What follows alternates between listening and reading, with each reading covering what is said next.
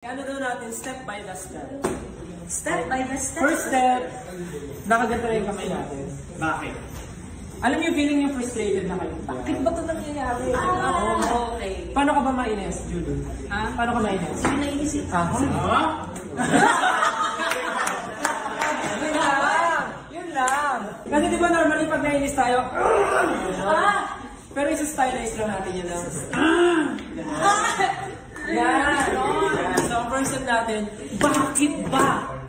Pero, di ba pag may problema tayo, sino muna natin ilalapitan? Si Lord. Si Lord. Bakit ba nagkaganto, Lord? Tapos, after mo itanongin kay Lord, sabihin mo, ano po bang problema ko sa sarili ko? Or, Lord, ano bang dapat kong gawin? Ayan. Parang mas... ano ba? Lord, ano dapat kong gawin? Yes! So, try natin yun. 5, 6, 7.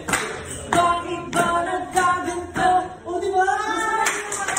Kaya naman from the top. Gusto ko explain mo to.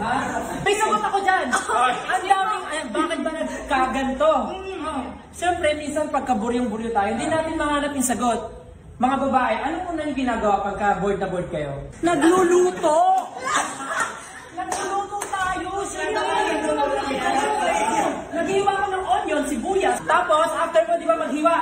Siyempre, lalagay mo na yan sa lulutuin mo.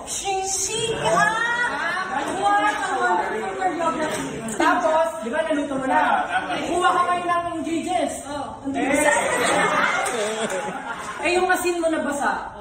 Kailangan, di ba, tuyo siya. Tutuyuin mo.